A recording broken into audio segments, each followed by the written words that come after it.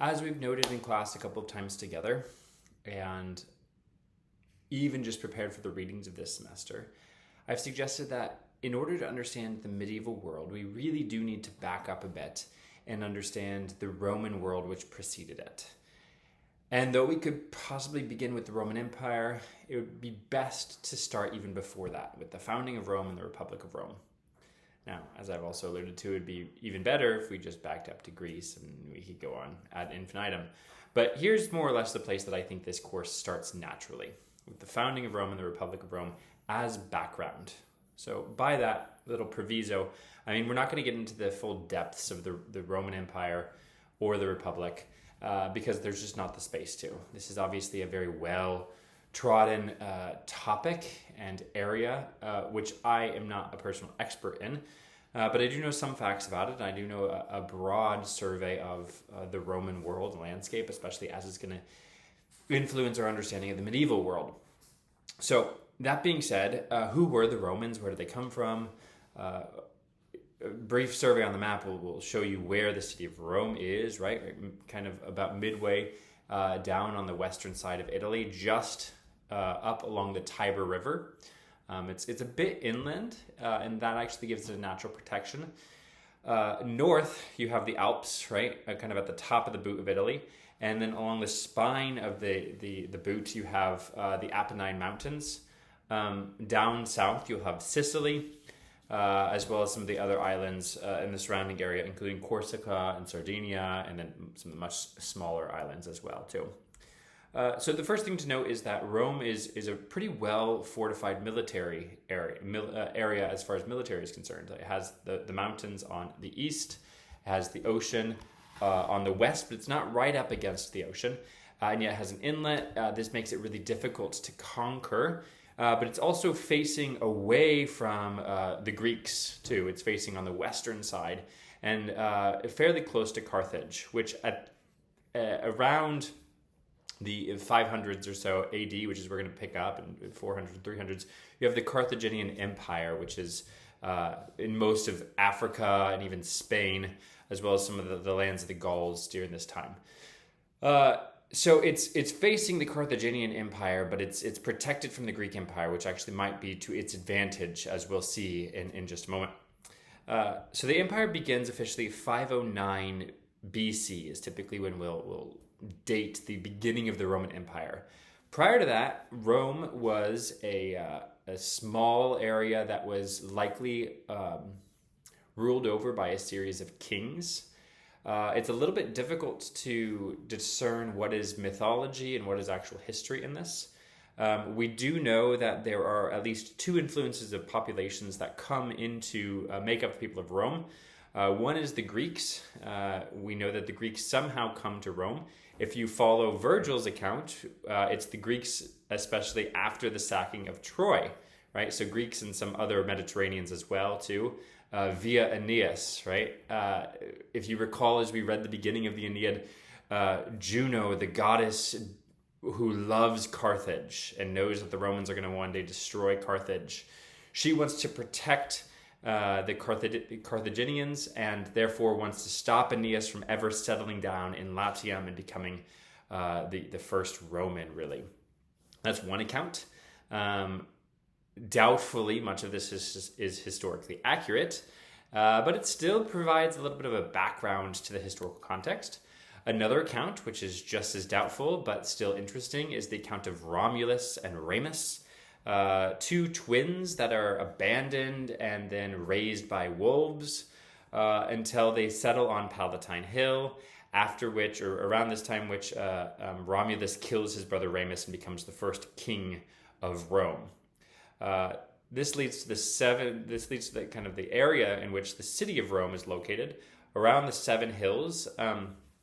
And these seven hills are both symbolically important and architecturally important. They're architecturally important in that they tell us where some of the main facets of Rome will end up being located, including, as I mentioned, Palatine Hill becomes a big place for the Forum, as well as it's approximately where you're going to find the Colosseum today, and the ancient world of the city of Rome as well, too. during the Seven Kings, we know that there is probably some historicity to the existence of these kings, especially I think it's the latter 3 or 4 of them. We're pretty confident that they existed. And we're pretty confident that it started to go so sour with the kings that towards the end of the last of the kings who was overthrown, the city of Rome decided we're not going to do this monarchy anymore. We're going to do a republic. So the king is overthrown. Kingship and the idea of monarchy becomes extremely taboo. And instead, in the place of this monarchy, is set up a republic. Now, the idea of a republic in of itself says that there are multiple governing bodies that have various different forms of power over the official governing rules. We have to be careful to recognize that a government during this time is not so much as a government as it is in our age. We might think of the government as doing things like heading up education and setting up highways and helping those who are in poverty with things like healthcare assistance or various different government programs like this. This is certainly a wing of the government that we have today, depending on where you live, but including the United States. This would not have been what we can think of as the Roman state. Instead, what we're dealing with primarily there is military powers, military prowess, and this includes setting up Rome to be an empire. So this will include things like the Roman roads, but insofar as they make Rome more accessible. Not really insofar, and especially for the military to be able to go back and forth, not really insofar as it's giving aid to Roman way of life. Okay, so shrink down your understanding of government and then apply that to the Republic. The Republic itself is made up of really 4 main magistrates, and those magistrates are the different governing bodies. The first and most important is the consul. During the beginning of the Republic, this changes a little bit towards the later phases, but during the beginning of the Republic, the consul is the highest figure that is elected for 1 year. And there are 2 consuls. So although I say the highest figure, they share this as well. It did actually end up changing where they were no longer elected for just a single year, or they could be elected for multiple years. But for a large time during the Republic, they were elected for 1 year. They headed up everything. And they were especially the main military leader. They had what's called the Imperium. The Imperium let them lead the military and command the military more or less at their will. Underneath them or along with them is the praetors. Now the praetors also had the Imperium, but they primarily used it when the consul was away or if there was another emergency along those lines. So they could command the military at their beck and call, so long as it really wasn't getting in the way of the consul. Instead, the praetors were more interested in the rule of justice. They were more interested in seeing that the laws and legislation was A, as it should be, and B, actually flowing as it should be. Underneath those 2 primary positions, those 2 primary magistrate positions, are the quaestors and the aediles. Now, the quaestors, and it probably goes more or less in that order, where the quaestor is oftentimes the lowest position, the aediles being the next highest, and then after that you come to the praetors, and then finally the consuls. The aediles supervised the games, and the quaestors supervised the money. That might sound, first off, it should sound familiar, right? Oftentimes, as we mentioned in class, different forms of student government will have president, vice president, someone in charge of like the treasury, and then someone in charge of games or activities and something like that. This is more or less based off of the Roman Republic system.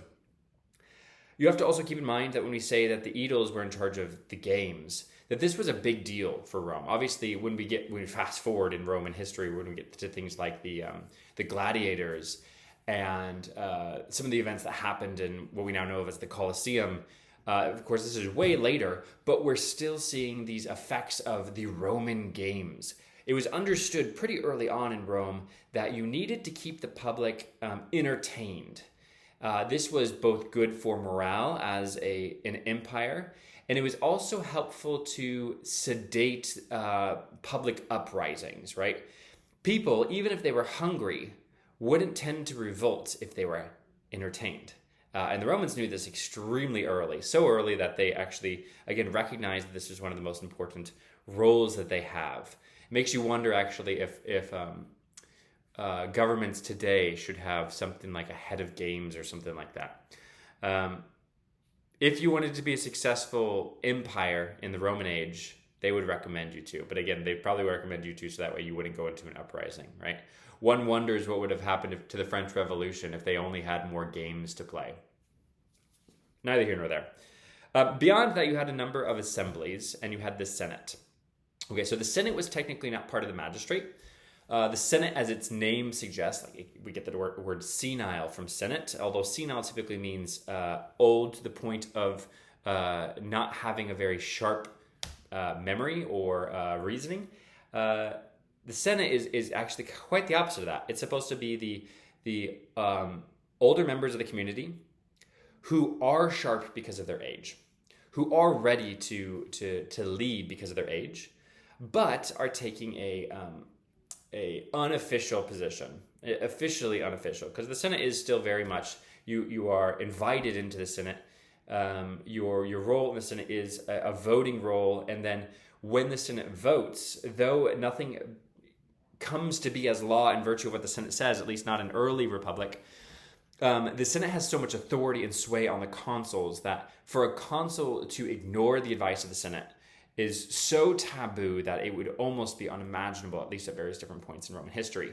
So although the Senate is not technically making laws or making decisions on laws, it is absolutely influencing the status of the Roman Empire, and even when it comes to the movements of the military and all of that as well too.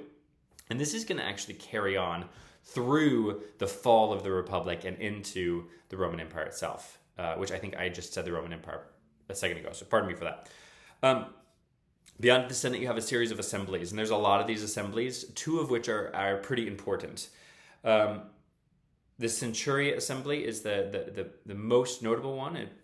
People of strong reputation are part of the Centuria Assembly, and they more or less convene the population of Rome.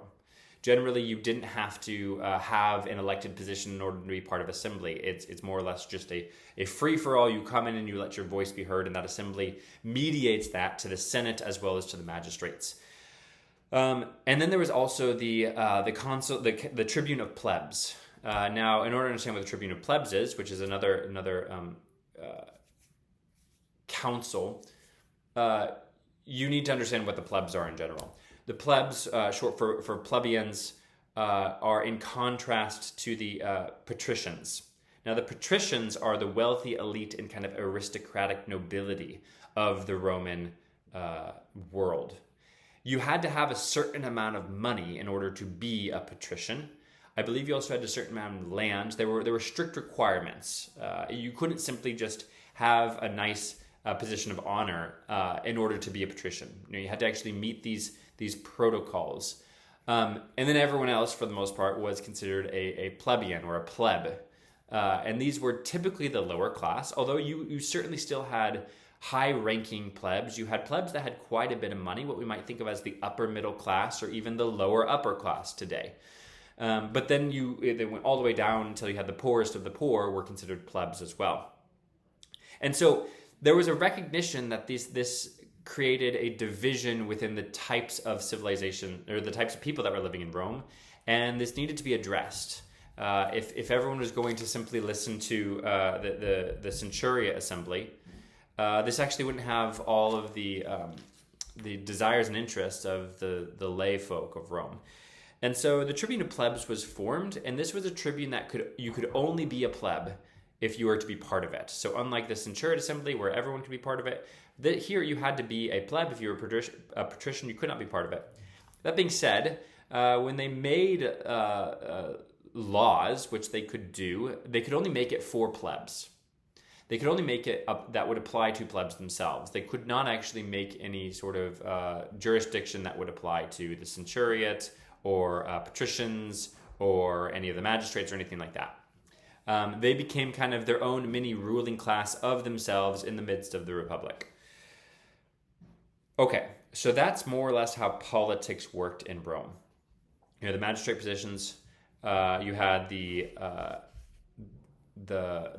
Senate, you had the Centurion Assembly, you had the plebs, the tribune of plebs, and then you had the division between the aristocratic class of the patricians and the plebeians. So the question kind of naturally arises, how does this little podunk town in the middle of Western Italy, how does it come to conquer the world? That's a really good question. One of the ways that it does so is obviously through a strong influence of, or a strong emphasis on the importance of justice, the importance of honor, and how that functions with the military. They also had a strong desire to spend a lot of money on their military, right?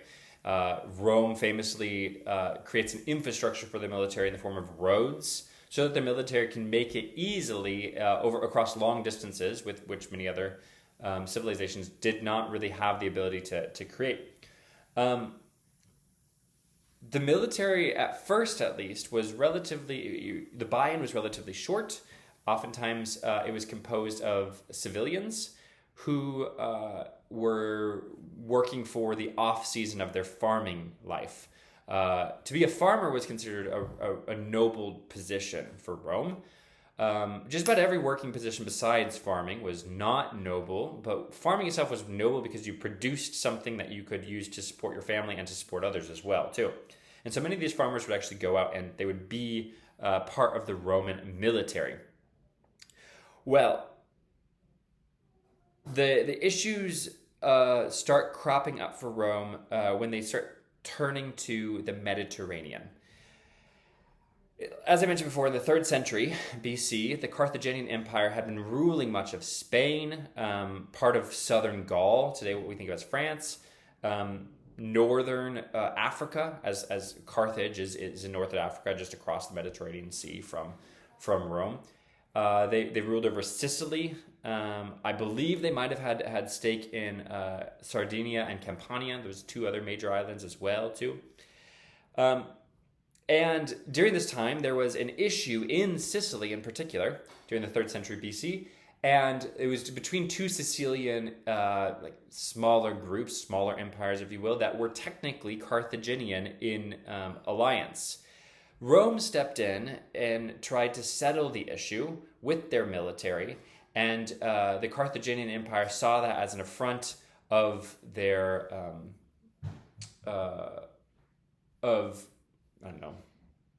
the area that they should have power in. And so Carthage officially started what is known as the First Punic War in Sicily and took their army out to fight with Rome. Surprisingly, Rome won and was able to take Sicily. And this really enraged Carthage. This is known as the First Punic War. And it led shortly after, about the late 200s, right, the beginning of 220 or so, 214, I think, BC, where the second Carthaginian War takes place. And what happens is Carthage decides, okay, we're not going to have this battle at sea where Rome has this military fleet and actually has this huge upper advantage. And by sea, I also mean including Sicily and the islands around there. Instead, they sent a major military force known as Hannibal to go via Spain up through the Alps and down into Italy. Rather famously, he took a whole conquest of elephants, most of which died in the Alps. And he made it down to Italy and fought the Romans and actually won in battle with them. And this was known as the Battle of Cannae. That happened around 216 BC. But his military was rather defeated, or depleted, I should say, from the whole conquest. So he continued to live legally in Italy while the Roman military rebuilt itself. And during that period of time, Rome decided that it was no longer happy with this type of agreement. And it went to war directly with Carthage itself. At that point, Hannibal started meeting with the Macedonian Empire, the king of Greece, if you will. He moved over up to the Black Sea area and made an alliance with Greece. And lo and behold, Rome ends up defeating Carthage while Hannibal is kind of fleeing from them. Greece is now in alliance with Hannibal via Carthage, and this means that Greece suddenly is panicking because they just made alliance with a losing military strategist, in other words. Rome tells Carthage not to do anything. Don't fight anyone that we have an allegiance with. Don't fight anyone unless we tell you to, because now we are your military conquerors. And that stays okay for a short period of time, but lo and behold, Rome is wanting to expand, and so it's looking for any opportunity to do so. And Carthage recognizes there's some people in Western Africa, Northwestern Africa, that they are who is in alliance with Rome, and Carthage takes up battle with them. It's unlikely that they were trying to spur the wrath of Rome, but Rome takes this as an opportunity to demonstrate its power by force. By now, the military is getting quite large. The influence is getting quite large over the Mediterranean, and so Rome sacks Carthage and really destroys the empire that was there, along with the actual city itself. This is around 146 BC. And from there, the writing is on the wall for the Greeks. They realize they just made alliance with Carthage and through Hannibal. Hannibal has already killed himself by this point, and it's not very difficult for Rome to go in and then conquer what is really the divided empire of Greece, right? I mean, keep in mind that Alexander the Great is running through the Mediterranean world in 356 BC. So by the founding of Rome, Greece is still kind of getting up and moving. But after Alexander dies, then the Greek Empire is divided amongst its four main military leaders, and the empire itself is starting to wane. It's a lot easier for Rome to come over and take over the conquered lands that they have actually had. All right, so during this time, the Roman military is growing and developing, and it grows and develops especially in the military strategies that it employs. One of the really important ones is they have 3 or 4, depending on how you count them, lines of defense. The first line is you more or less just have townsfolk and farmers running out unarmed and causing chaos at the beginning of a military front line. And then they kind of come back and go behind everyone.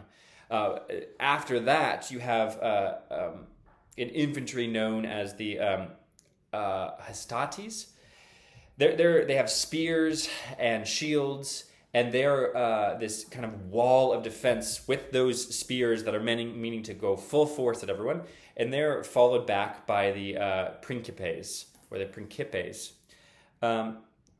These are armed, typically with swords, and they're going to come in after that first line of defense has pushed back their military, and then finally behind them, the triarii, who are filling in all of the little gaps there and providing the basis for those first men to come and run behind. And so this is during the time especially, it's a relatively advanced form of military technique. There's these multiple walls of fighters that are coming and just making it almost impossible for this army to be completely routed, or for you to be able to get around this army, because it's functioning as an entire unit.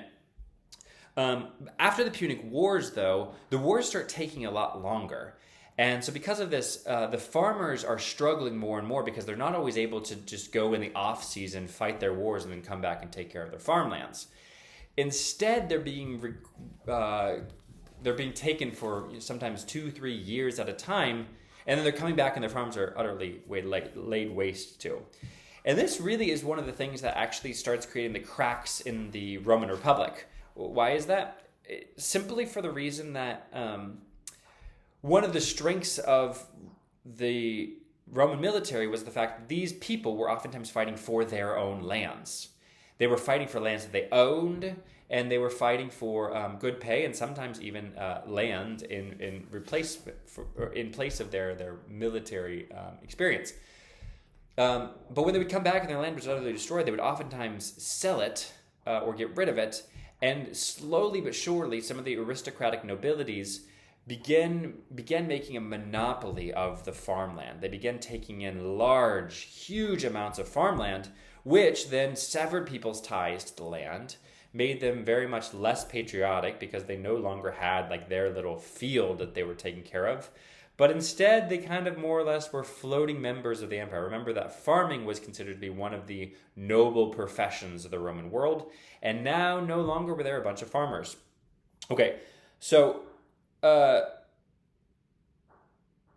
during this time as well, too, there is a select group of powerful people, somewhat wealthy, some of the plebs, a lot of the patricians, the wealthier of the plebs, who become known as the nobiles. Now, these nobiles, they helped to control who was going to become a magistrate. These are basically important families of the Roman Empire. And they also end up becoming some of the people that are finding these monopolies of land after a lot of the farmers are turning around and selling them. And this ends up causing a divide in Roman politics. On one hand, you have the optimates. On the other hand, you have the populares. The optimates are the ones that see the republic as working and like this aristocratic ideal, where the patricians and even some of the nobile, the nobile plebs are in control of the magistrate and wanting to keep that status quo and even continuing the development of Rome from as a big military force. We're not a lot of people are doing the individual farming and keep that whole method going. The populares is kind of the equivalent of like the proletariat, if you're going to take like a Marxist view of something like this, where these are the general individuals who are saying something needs to change about the status quo because more and more people are actually in economic turmoil. The farms are disappearing left and right, or they're being subsumed into these giant monopolies, and we need to fix something. And this is going to cause a really big division as far as how to handle the Roman Republic. This is where you're going to get some of the cracks in the Republic, and it's going to cause a division which will ultimately lead to the rising of the first Roman emperor, whom I will say is Julius Caesar, even though he never takes the title of emperor officially, and even though Augustus really kind of tries to avoid the title as well too. Looking back on history, we can say, yeah, Julius Caesar is the one that truly began to change the Republic from a republic to an empire. I will handle that in another video. It'll be a shorter one, but I think it deserves enough attention because it's complicated and involves focusing on some of these minute political distinctions that we're already seeing to rupture. That's a survey of the basic foundation of the Republic of Rome, as well as kind of the golden age of the Republic of Rome too. Just now, at this point, around the mid-100s BC, we're starting to see some major cracks, and those cracks are forming primarily because they're not taking care of, or they're failing to take care of, or they're trying to figure out how to take care of the populace of Rome. And that's really going to become a big problem. All right, I will see you next time.